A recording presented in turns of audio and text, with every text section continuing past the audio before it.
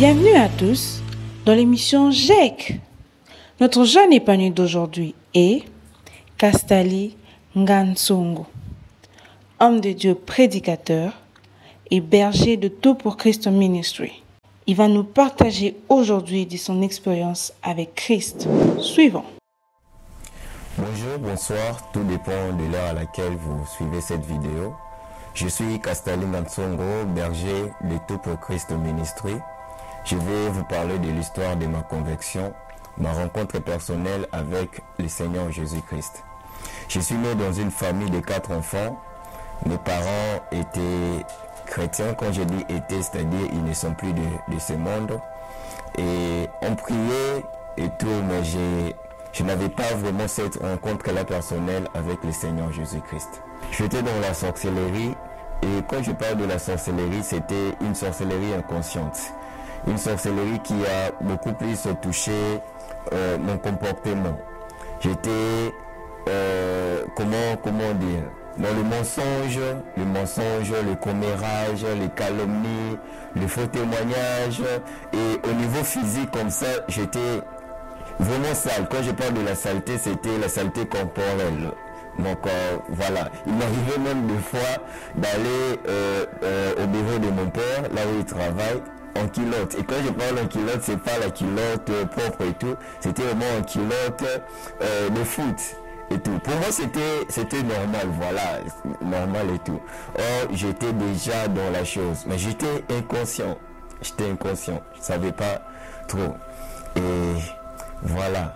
Et j'ai rencontré un pasteur au nom de Jean-Pierre Bamou qui m'a fait comprendre que voilà, tu as la sorcellerie, que ta vie ne va pas marcher si tu ne donnes pas ta vie à Jésus-Christ.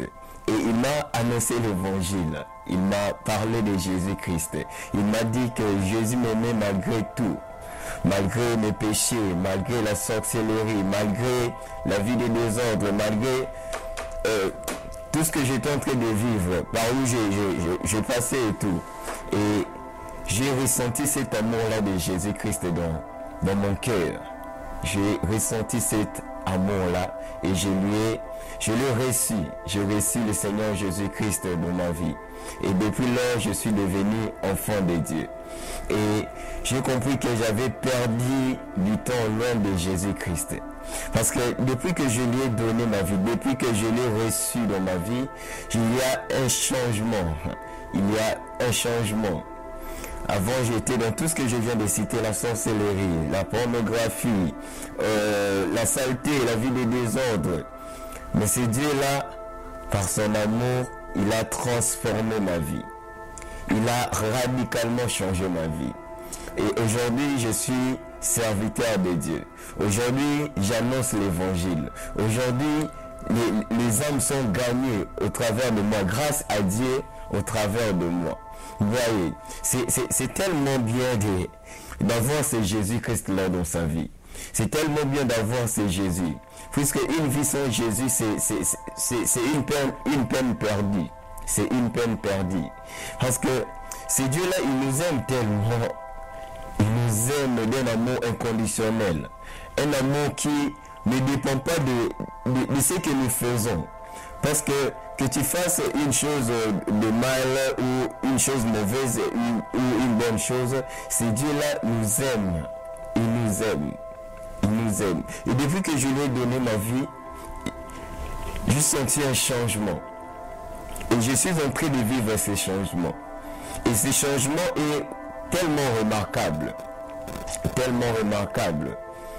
Tellement remarquable. Et le témoignage, je suis en train de parler de ma conversion pour te faire comprendre que la vie, c'est en Jésus-Christ.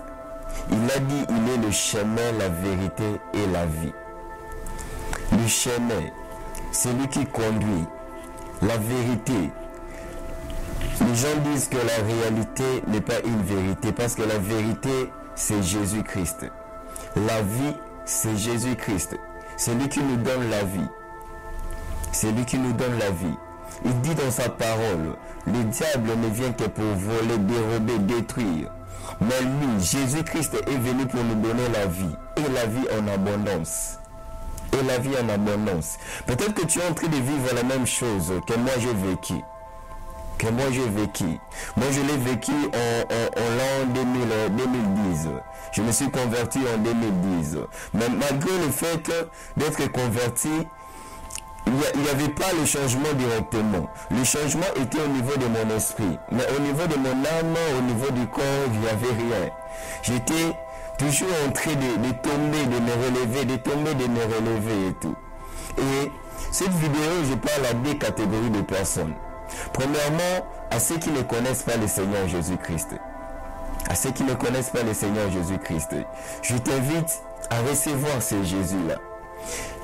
Il s'est donné à la croix. Imaginez un Dieu qui accepte de se dépouiller. Il accepte de laisser la louange, de laisser l'adoration au ciel. Il devient un homme comme nous. Il a eu faim, il a eu soif, il a connu tout ce que nous connaissons. Il a souffert. Laisse-moi te dire que ce que tu es en train de vivre, Jésus aussi l'a connu. C'est par où tu es en train de passer. Jésus-Christ le sait. Il le sait. Il a dit qu'il a vaincu le monde. Il a vaincu le monde. Et reçois ce Jésus-Christ dans ta vie. Je ne te dis pas que si tu les reçois, il va te donner l'argent. Je ne te dis pas que si tu les reçois, il va te donner le mariage, il va te donner le travail et tout. Non.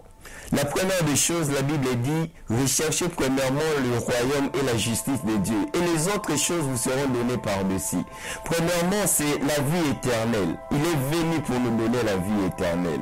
Il est venu pour que le péché ne puisse plus dominer sur toi. Pour que cette sorcellerie ne puisse plus dominer sur toi. Pour que cette vie de pornographie ne puisse plus dominer sur toi. Là où le péché a abondé, la grâce surabonde. Nous sommes dans le temps de la grâce. La grâce est là, la grâce est disponible. La grâce est disponible. Je t'invite, ma sœur, mon frère, toi qui es en train de me suivre partout dans le monde, je te supplie, donne ta vie à Jésus-Christ. Reçois ce Jésus-Christ dans ta vie. Et je te rassure, c'est la plus belle décision que tu puisses prendre de toute ta vie. La décision de se marier, ce n'est pas d'abord ça. La décision de travailler, ce n'est pas d'abord ça. La plus grande décision de prendre dans la vie, c'est d'abord de recevoir Jésus-Christ dans sa vie. Et lorsqu'il entre dans ta vie, il bouleverse les choses. Il change les choses. Il change tellement de choses. Je t'en supplie, mon frère, ma sœur. Je t'en supplie, mon frère, ma sœur. Si tu écoutes la voix de l'Esprit de Dieu, n'endurcis pas ton cœur. Ouvre ton cœur, ouvre la porte de ton cœur. Laisse-lui entrer. Il va entrer et il va devenir ton Père. Il fera de toi son enfant. Il fera de toi ton enfant. Je t'en supplie. Sois sensible à l'Esprit de Dieu. Sois sensible à l'Esprit de Dieu. C'est que j'étais il y a 13 ans, il y a 10 ans. Ce n'est pas ce que je suis aujourd'hui. Je ne te dis pas que j'étais pauvre, maintenant j'ai de l'argent. Non. J'étais pauvre en esprit. J'étais perdu en fait, j'étais perdu. Et c'est Jésus m'a donné la vie. Il m'a redonné le goût de vivre. Je suis totalement épanoui dans ma vie. Je suis épanoui. Je suis un jeune épanoui. Je suis un jeune épanoui, que ce soit dans ma famille, que ce soit dans le ministère, que ce soit dans les études. Je suis totalement épanoui en Jésus-Christ. Au moment même où je parle, je peux encore ressentir cet amour-là de Dieu dans ma vie. Jésus-Christ t'aime. Il t'aime.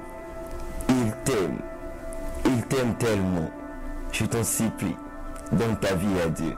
Et la deuxième catégorie de personnes, ce sont ceux-là qui ont déjà reçu Jésus, ont déjà donné leur vie à Jésus, mais qui ne voient pas un changement. Ils ont comme l'impression que depuis qu'ils ont donné leur vie à Jésus-Christ, les choses ne changent pas. Au contraire, les choses sont en train de s'empirer. Oh, laisse-moi te dire une chose. Laisse-moi te dire une chose. Ce changement-là est déjà là dans ton esprit. Mais avec le temps, tu verras les changements dans l'âme. Avec le temps, tu verras les changements dans le corps. Toi, reste toujours confiant en Dieu et toujours la foi en Jésus-Christ. Parce qu'il est là, il habite en toi. Il a fait de ton corps son temple. Il est là, il habite dans ta vie. Il est là. Je reviens sur la première catégorie des personnes. Si pendant que je parlais, l'Esprit de Dieu te pousse à recevoir ce Jésus-là, je t'en supplie, là où tu es, tu vas juste mettre ta main sur le cœur et tu vas répéter cette prière après moi. Tu vas dire: Seigneur Jésus, je viens te donner ma vie. Je reconnais d'avoir péché. Je reconnais de m'être éloigné de toi. Je reconnais que j'ai conduit ma propre vie par moi-même. Mais maintenant, j'ai décidé de te recevoir. J'ai décidé que tu sois mon sauveur, que tu sois mon Seigneur. Conduis ma vie. Sois mon maître. Soutiens-moi au nom de Jésus-Christ. Tu vas garder silence pendant que je vais prier. Éternel Dieu, tendre Père, Seigneur Jésus. Oui, Seigneur, je prie pour mon frère, je prie pour ma sœur. Oui, Seigneur, ton amour dans leur cœur. Donne-leur la paix éternelle, Dieu Seigneur Jésus-Christ. Au nom de Jésus-Christ, j'ai ainsi prié. Amen. Bienvenue dans la famille des enfants de Dieu. J'ai été pris de partout où vous êtes de trouver une église locale pour votre affermissement, puisque vous avez donné votre vie, vous avez reçu Jésus-Christ, mais la vie continue. Le diable sera toujours là en train de combattre, afin que vous rentrez vers ce que vous avez vomi. Et il faut trouver une église locale pour vous faire encadrer avec des enseignements et tout. Et ça va vous permettre aussi de grandir, de mûrir dans la spiritualité. Que Dieu vous bénisse abondamment.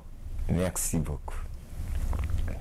Amen akakolela na ye ntango moko ezali na pasi bato baza kopanda yango te me nzambe wana amenaka azali koyoka ye. Amen, amen. Nzambe azoloba liloba na ye alobi na français: j'ai formé sur vous le projet de bonheur, le projet de paix. Nzambe wana asala na projet